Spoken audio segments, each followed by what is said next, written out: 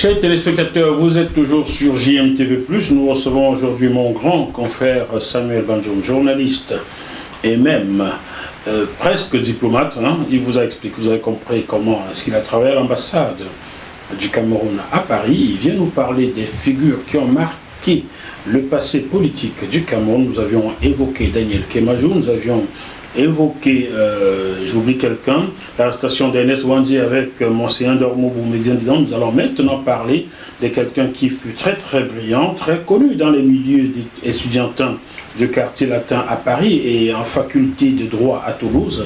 Il s'agit de Dr Osende Afana. Dr Osende Afana, qui fut lui aussi un nationaliste, un grand amoureux de son pays, le Cameroun. Quelle est son histoire? Qui est-il et quelle est son histoire?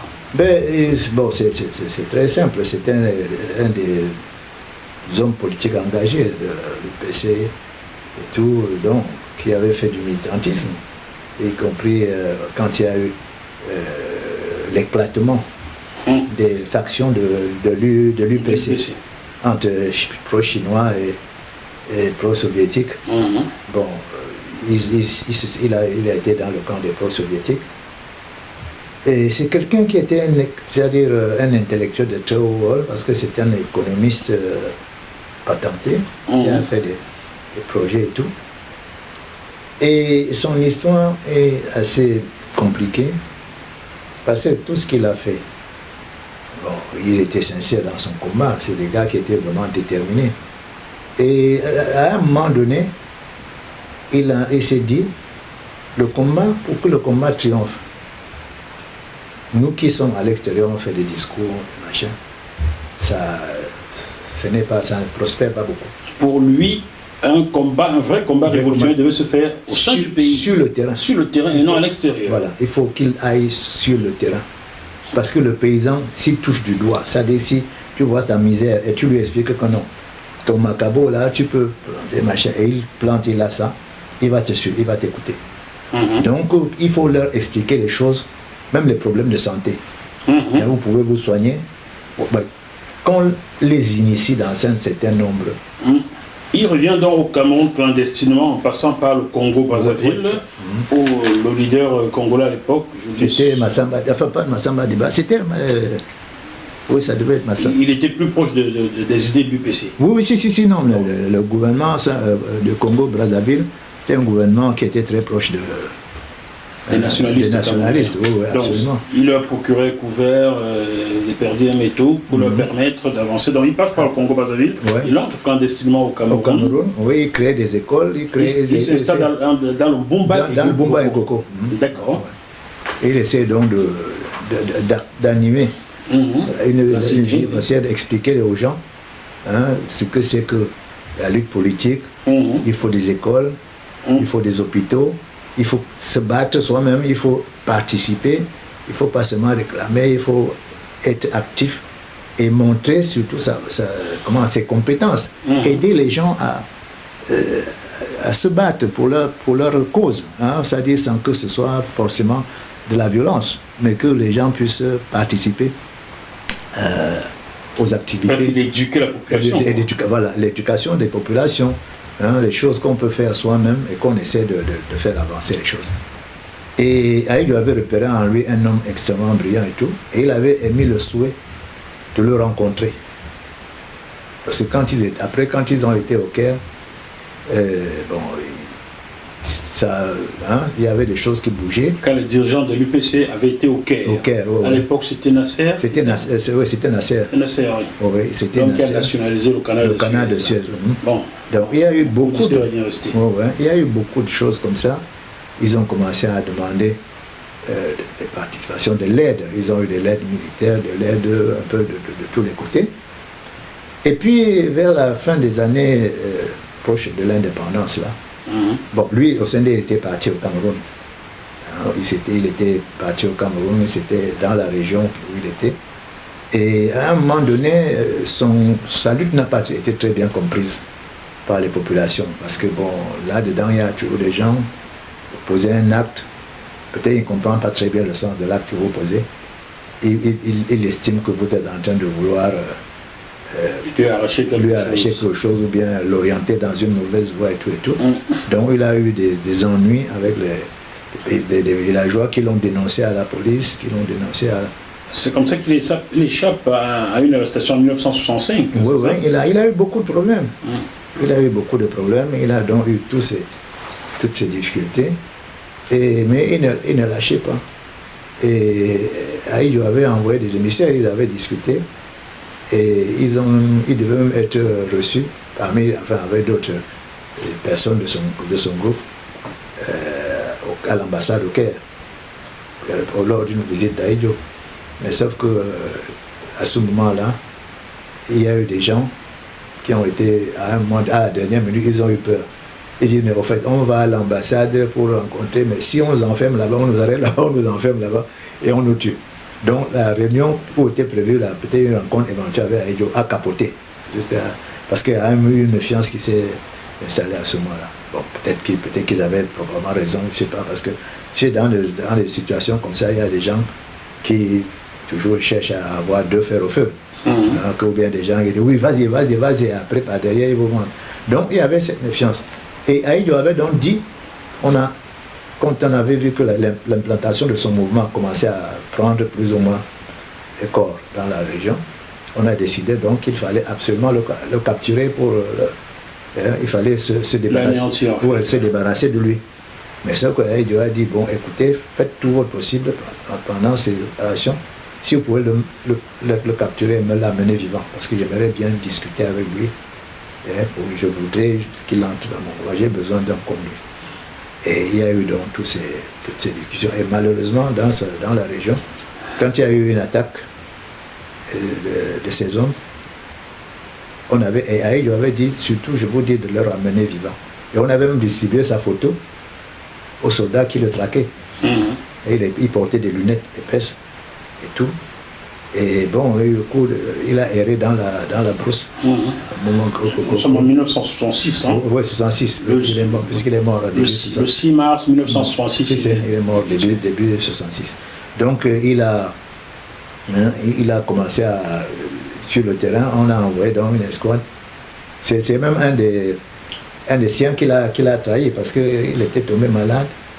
Un des siens était tombé malade. Il a envoyé chez un ami qui soignait les maladies. Et là, on lui a tendu une embuscade. L'armée a tendu une embuscade. Et en fuyant, il a perdu ses lunettes. Ses lunettes sont tombées et puis ses babouches. Donc, première fois, il échappe de justesse parce que les autres, on avait dit, bon, vous l'amenez à celui qui avait des lunettes, il fallait qu'on l'arrête, mais pour les autres, bon, c'était. Donc, ouais, comme il perd ses lunettes. Voilà, il perd ses lunettes, il échappe, on fuit tout ça. Il a échappé une fois, 2 fois, et la 3e fois, c'est lorsque ses lunettes, alors il a même perdu tous ses repères, tous ses chaussures, il était dans la forêt. Il n'avait même plus de chaussures, il n'avait pas de lunettes, il n'avait plus rien. Et donc, patrouille arrive, on les a arrêtés, ils ont intercepté la patrouille de la rébellion. Et on a dit, bon, rendez-vous et tout. Et certains ont voulu fuir. Et lui, il a commencé à fuir. Bon, mais comme il n'avait pas de lunettes et tout, si, bam, on tue. On les a tués. Bon. L'histoire ne dit pas formellement ce qui s'est passé après. On les a tués. De toute façon, leur mission a échoué puisqu'on ne les a pas laissés. Ils n'ont pas pu s'échapper et rentrer sains et saufs dans leur région. Alors tout de suite, les gens ont dit voilà, Ahidjo avait demandé qu'on amène sa tête. Et certains disent même qu'on lui a amené la tête de Sendé Afandé au Cameroun avant qu'on aille l'enterrer. Bon, or, en 65, à la période, le colonel, il y avait un colonel camerounais, un vieux de la vieille, un gars du Nord, le colonel Bouba Kaïlé.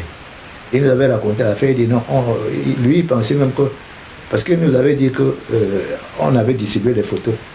Et les soldats, quand ils attrapaient, ils regardaient les lunettes, s'il n'a pas de lunettes, il dit que le Sendé Afandé, le jour où on l'a tué, c'était qu'on a arrêté, il avait perdu ses lunettes et il était en train de ramper 4 pattes et tout ça. un gars est venu, a levé la tête, il a vu que c'était pas un militaire et il a... Et que c'était pas un militaire. C'était pas un militaire. Et surtout quelqu'un qui n'a pas de lunettes. Qui n'avait pas de lunettes. Et il a abattu.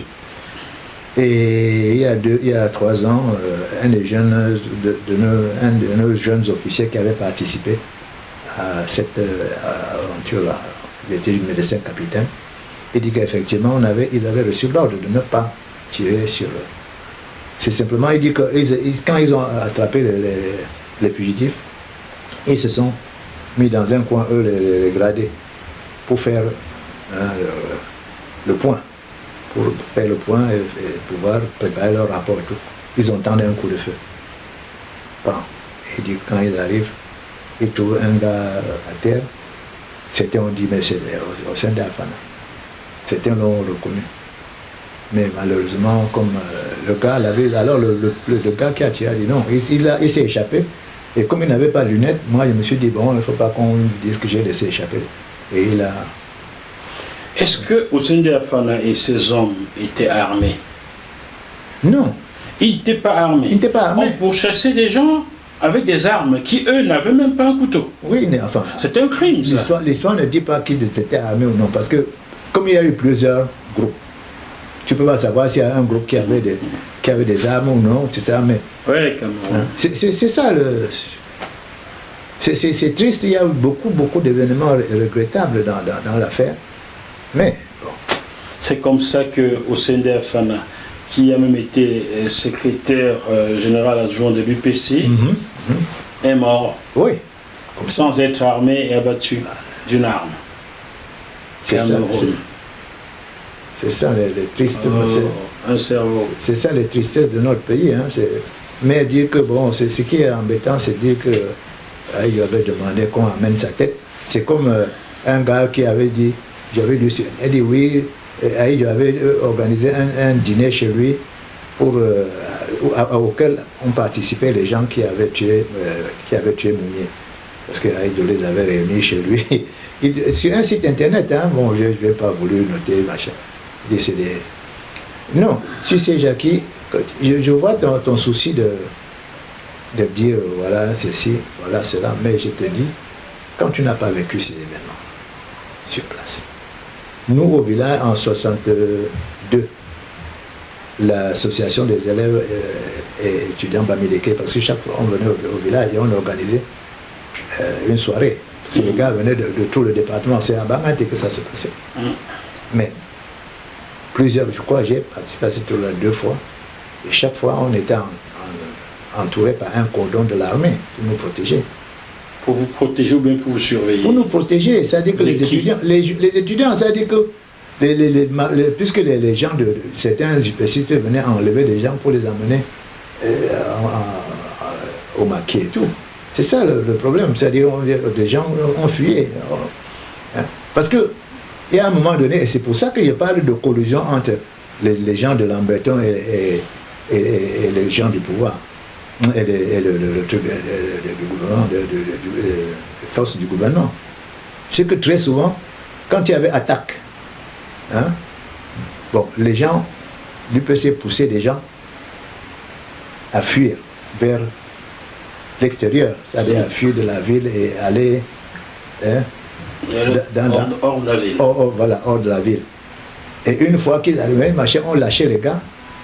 Et ceux de l'armée ou de machin d'autres maquisards dedans disaient non, rentrez chez vous, on les poussait.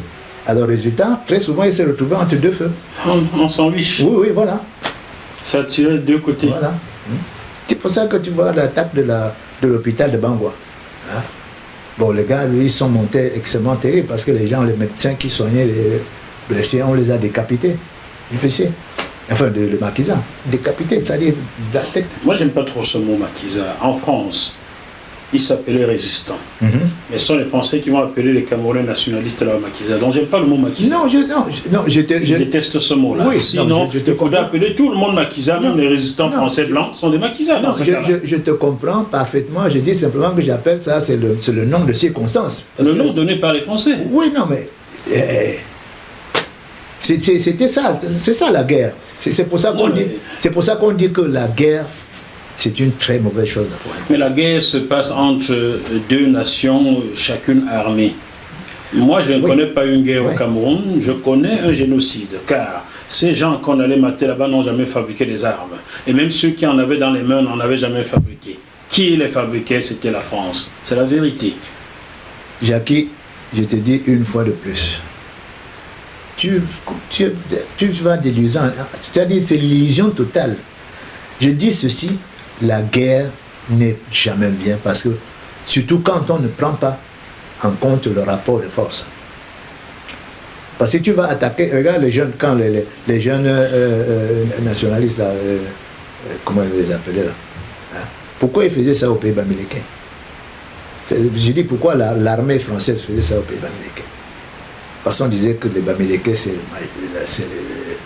c'est la race. Parce que Lamberton avait décidé qu'il fallait nettoyer les Bamileke. Voilà. Et donc, que l'UPC ait existé ou pas, c'était déjà décidé qu'on doit nettoyer les Bamileke. Voilà.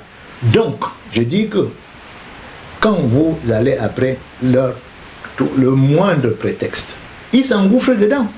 Tant mieux pour eux. Ils pouvaient en fabriquer, tu sais, s'il n'y en avait pas. Mais c'est ça les techniques de la guerre. Mais quel que soit lambda, c'était décidé, ça allait se faire. Mais Jackie, c'est ça les techniques. C'est-à-dire, il faut que tu comprennes cela. Mais l'armée, la guerre à qui? L'armée, mais attends, l'armée, les combats, c'est pour ça que je dis la guerre civile, c'est la pire des guerres.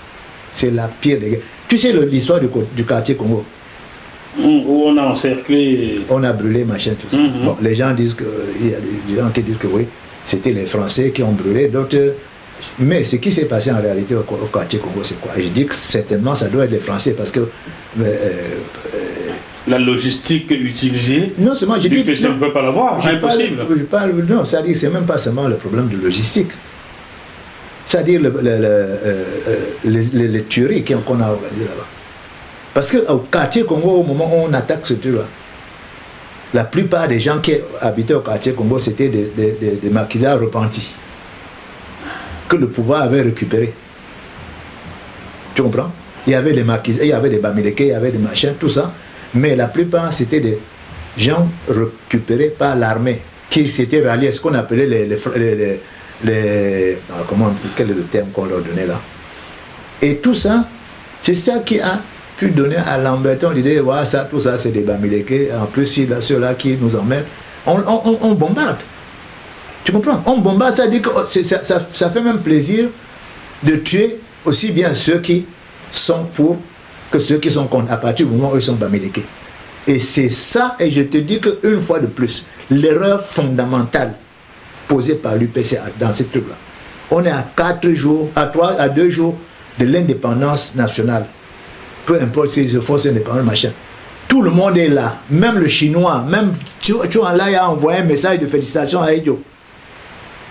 Ils ont envoyé tous, le président du Soviet suprême de l'Union soviétique, il a envoyé un message à Edio en disant « Je regrette de ne pas pouvoir y venir, mais notre premier secrétaire va venir accompagné par une délégation. » Nasser a envoyé une délégation, on a dit voilà, il faut que ces gens-là comprennent que bon, ce n'est plus au consul, le pays a changé, les choses ont changé, le pays est devenu indépendant. Tout ça c'est quoi? Tout ça, c'est ça qui nous amène dans cette solution inextricable et surtout nous amène à faire le choix, à maintenir le choix d'Aïdjo. Parce qu'on dit bon, si on avait dit si vous machin, on vous laisse tomber et puis vous débrouillez. Il était obligé. Qui avait dit on vous laisse la France? Non, oui, ça dit que oui, la France, bien sûr. Elle n'aurait jamais laissé tomber, elle aurait aimé le camp d'en face. Oui, non, quand on dit laisser lui, ça dit lui, Aïdjo, on l'aurait laissé tomber. Tu as écouté le dernier discours de Jean-Luc Mélenchon à l'Assemblée nationale française? Non. Il a posé la question, vous parlez de djihadistes au Mali. Qui paye ces gens là-bas? Oui. J'ai là même diffusé hier. Jean-Luc Mélenchon, et d'ailleurs j'ai contacté Patrice Finel, le monsieur affilié Jean-Luc Mélenchon. Je l'ai contacté ce matin car je veux qu'il vienne réagir. Il est souvent été ici. Il faut qu'il vienne nous expliquer cette affaire. Qui paye ces djihadistes là-bas? Son patron a posé la question. Lui ou Jean-Luc Mélenchon, je veux les inviter qui viennent nous expliquer qui paye. Donc ça n'aurait pas été l'UPC, ça aurait été le chien ou le chat. On l'aurait payé, on l'aurait armé. Oui. Qu'est-ce que l'UPC a fait pour les nationalistes? Pourquoi tu focalises tant sur l'UPC? Moi, je ne suis pas UPC. Non, pardon, excuse-moi. Pas l'UPC. Le Parti communiste français. Pardon, le Parti communiste français, oui. Tu parles de la gauche en France qui parle plus qu'elle n'agit. Bon, voilà. Donc ces gens-là... Hein, c'est la gauche en France à bavarde, ça n'agit pas. Voilà. Non, je dis, écoute-moi bien, Jackie. Je dis, il faut savoir parfois, c'est-à-dire il faut se poser des questions. Quand tu poses des questions pertinentes, c'est déjà un début de solution. J'ai perdu mon oncle, le petit frère de ma mère, dans l'assassinat groupé de Tombel. Tombel, tu prends l'histoire. Tu comprends? On parle 60 combien de morts, mais ouais. Je pense que c'était bien plus. Tombel, le petit frère de ma mère qui vivait à Tombel a été emporté. Massacré. Ouais. Il fallait massacrer. Et un officier de l'armée nous a dit que quand ils sont arrivés à Tombel, les premières victimes, ils ont vu brûler dans les maisons, ils ont obligé certains gars à manger les gens qu'ils avaient brûlés. Ça, on ne le dira jamais. Et nous, on a su. Et parmi les gars qui avaient fait cette attaque, il y avait un gars qui était avec nous à l'université. Et ce massacre devait prendre une ampleur plus grande. Parce que ce qu'on ne savait pas, c'est que de Tombel jusqu'en Konsamba, tu sais, Lembo et les accointances il y avait un projet qui était de massacrer les Bamileke. Ça a toujours été... Et ce qui a sauvé, et nous avons appris, parce que ça c'est un gendarme qui, dans les trucs, qui nous a dit que le projet était que on attaquait à Tombel et on brûlait jusqu'à les pays Bakosi, enfin Konsamba là. Et on avait pris des dispositions. Sauf que les enfants qui jouaient, les enfants Bamileke, les enfants machin qui jouaient, qui habitaient le quartier, il y a eu une bagarre entre deux enfants. Hein? Le petit quoi a taclé le petit Bamileke mal, et le gars lui a répondu à un bagarre, il a correctement tapé sur le gambo. Et l'enfant lui dit voilà, tu es plus fort que moi maintenant. Dans 3 jours, quand on viendra tuer le Bamileke, je veux voir comment vous allez faire. Et l'enfant dit ça. Tu sais comment les enfants, certains enfants, il est allé dire à son père, il dit voilà ce que l'enfant. Et comme à ce moment-là, il y avait une atmosphère de quelque chose qui se préparait. Le père a appris l'affaire et il allait signaler aux gendarmes. J'ai dit, l'enfant a dit un truc ici. Les gendarmes savaient qu'il y avait quelque chose de préparé, mais ils ne savaient pas quoi. Donc on a pris le père de l'enfant, on l'a tabassé, il a dit voilà, machin. C'est comme ça qu'on a démantelé le truc du côté de Konsama. Ça n'a pas eu lieu parce qu'on avait neutralisé. Tu comprends? Et à Tombel, comme ils n'étaient pas au courant qu'ils sont passés à l'action, et ça a donné ce que ça a donné. Tu sais, moi j'ai dit... Je vais te confier quelque chose que je n'ai jamais dit à personne. Ouais. Je peux maintenant le dire parce que l'ami qui me l'a signalé est décédé aujourd'hui. 1992, au lendemain de ce simulacre d'élection qu'il y a au Cameroun, octobre 92. On s'attaque, je vais faire dire on s'attaque au Bamileke. Je ne prends personne, partout, dans le sud. Et dans mon quartier Mvokada, il est prévu qu'on s'attaque au Bamileke qui habite le bas-fond dans la nuit. Et mon camarade de classe avec qui j'étais à l'école, Notre-Dame de Victoire en Kolowe, me dit ça. Tu sais comment attaquer le Bamileke? Comment vous attaquez cette nuit? Ah, mais ne me vends pas où? Bon, on n'a pas 20 ans, mais on n'est pas gamin, on a 18 ans, embarqué par là. Et je signale au vieux d'en bas, au vieux Bamileke. Comme tu parles de peur de Bamileke alors qu'ils peuvent agir, ils sont tous peur. On va faire comment? Que vous avez peur de quoi? Ils vont nous attaquer avec quoi? Et les vieux disent, ils vont avoir les machettes. J'ai dit, et qui d'entre vous n'a pas eu machette ce soir? On a les machettes. C'est moi, gamin, à l'époque, je n'ai même pas l'âge de voter, qui leur dit que chacun prenne sa machette. Nous nous mettons à limer ici, là.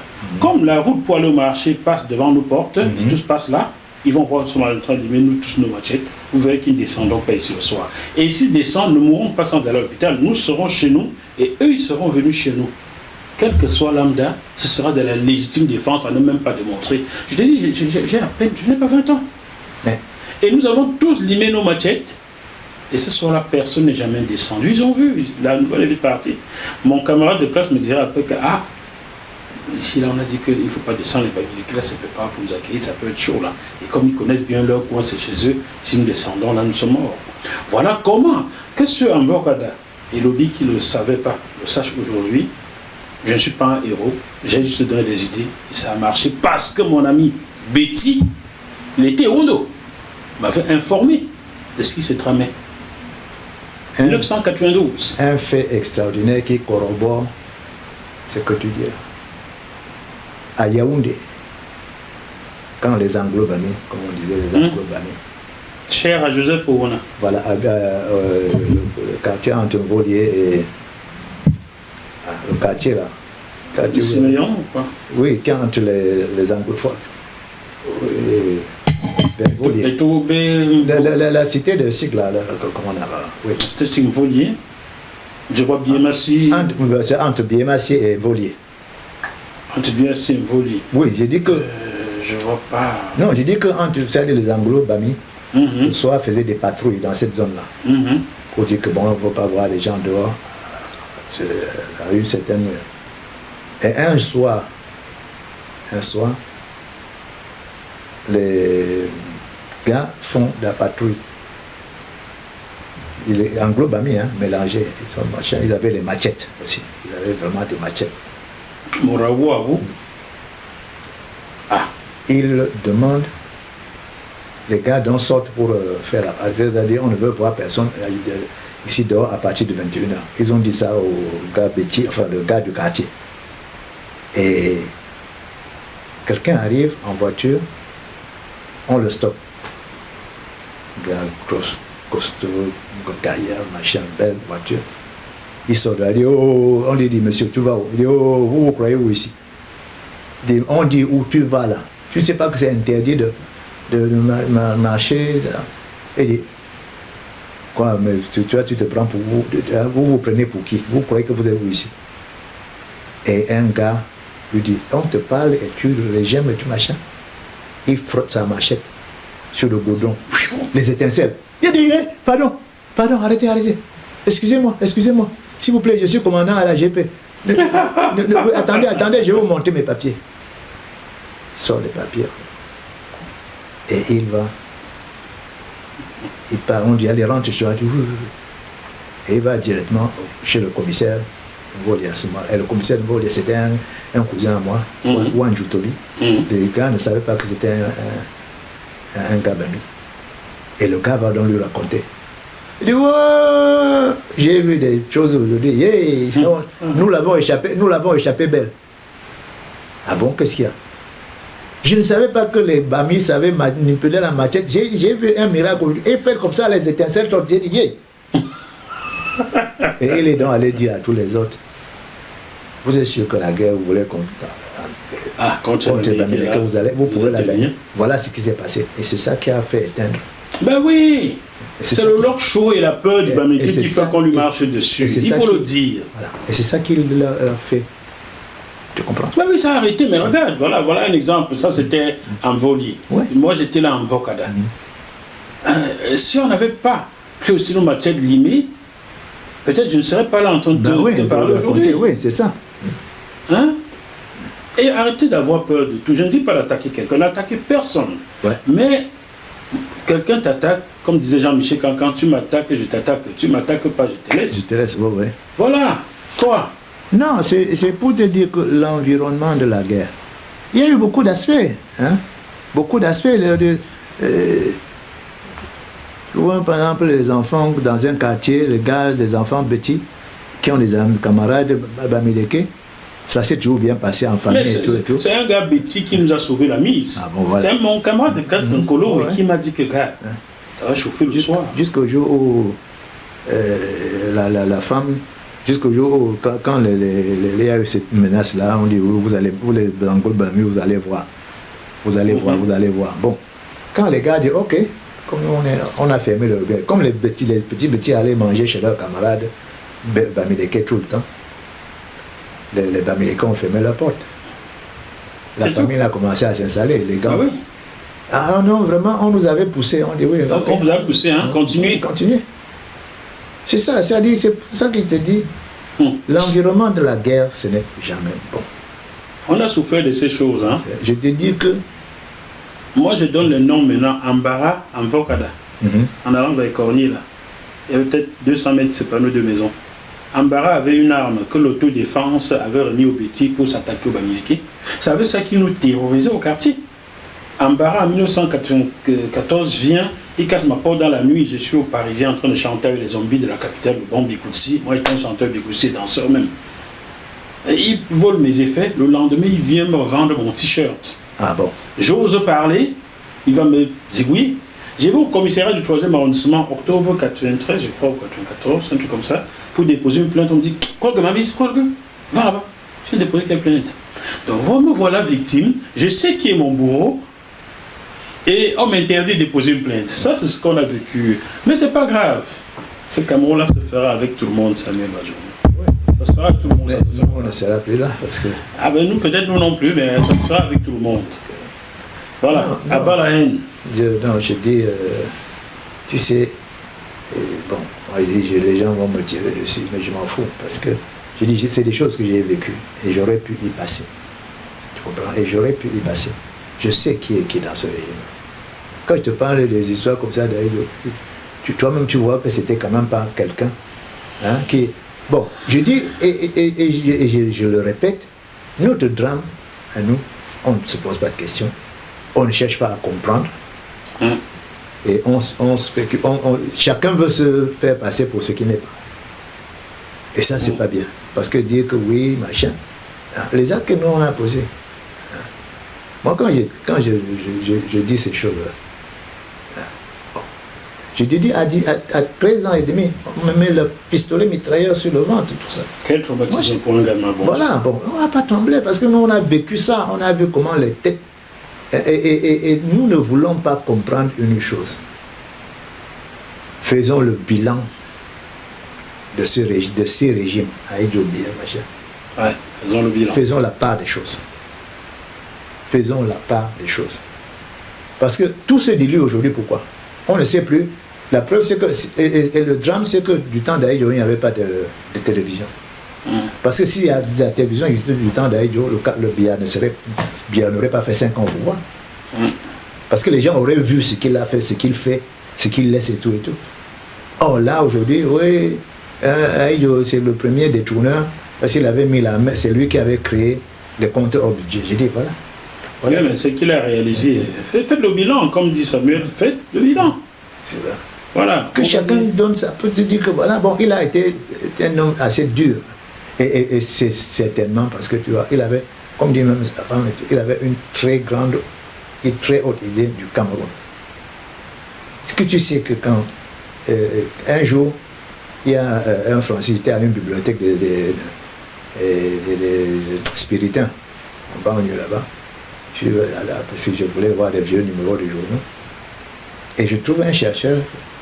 Il me dit, vous êtes de quel pays? Je dis, je suis du Cameroun. Ah, le Cameroun, le seul pays au monde dont le président ne s'est pas déplacé à l'aéroport pour accueillir Mandela. Pour accueillir Mandela, hein? Oui. Mandela était venu au Cameroun en 1996 pour la conférence de l'Union africaine. Et Biya n'était pas allé à l'aéroport l'accueillir? Biya n'est pas allé l'accueillir à l'aéroport. Ah! Et il est allé accueillir un sombre, je ne sais plus quel petit président là après. J'ai même un article sur ça. Biya n'est pas allé à l'aéroport accueillir Mandela. D'accord, je croyais avoir tout entendu dans ce pays-là, mais j'ai encore des choses. Quand tu vois Aïdjo en 62, quand tu vois Aïdjo en 62 avec John Fitzgerald Kennedy à Washington. Quand en 69 Aïdjo, pays d'un pays soit réputé tortionnaire, violent, machin, etc., va porter devant le monde hein, le truc le projet de paix en Afrique du Sud là. Comment la fin de l'apartheid. Oui, c'est-à-dire c'est lui qui avait défendu ce dossier aux Nations Unies devant la communauté internationale. Il a à peine 9 ans. Gouvernement, c'est lui que ses pères désignent pour aller porter ce message. Ouais. 9 ans. Les gens tu comprends? avaient une haute estime de l'homme camerounais. Bon. qui aujourd'hui... C'est ça le problème. C'est pour ça que je dis, faisons la part des choses. Parce que on a trop mélangé de matin, on ne sait plus. C'est pour ça que n'importe qui peut se permettre de raconter son histoire, une histoire totalement inventée. Et on regarde par exemple, et autre chose quand on exagère, les exagérations, je dis, ayons un peu aussi le sens de la modestie, parce que le fameux train, l'accident de train des Éca, où les gens disent qu'il y a eu 1000 morts. Soyons sérieux. Soyons sérieux. Est-ce que ce train-là, même plein, pouvait contenir 1000 personnes? C'était un train de 5-10 wagons, à peut-être 20-30 personnes par wagon, 30, 60. Il y a eu des wagons qui ont été ajoutés. Hein? Oui, d'accord, mais c'est-à-dire pour que ça, il faudrait qu'il y ait 50 wagons de 20 personnes. C'était pas réalisable. C'est pas réalisable. Quand vous faites ça, ça décrédibilise parce que ça décrédibilise tout. Dites qu'il y a eu des morts, et puis c'est même facile dans ces cas-là. J'avais dit à des journalistes, vous avez un truc comme ça là, vous ouvrez une liste. Dites que si quelqu'un a un parent qui manque sur machin, venez donner le nom ici, ça va permettre de... Non. Vous décrétez, il y a eu comme pour l'apartheid, comme pour les massacres, on dit oui, voilà, il y a eu le génocide. Non. Bon, ça c'est encore un autre chapitre. Non. Écoute, vous savez, je te propose qu'on arrête là pour aujourd'hui. Je sais que les téléspectateurs vont dire, il aurait fallu qu'on peut parler indéfiniment, vous voyez. Tu reviendras avec d'autres affaires sur le Cameroun. D'autres sujets, bon, le dossier Nana Sinkam.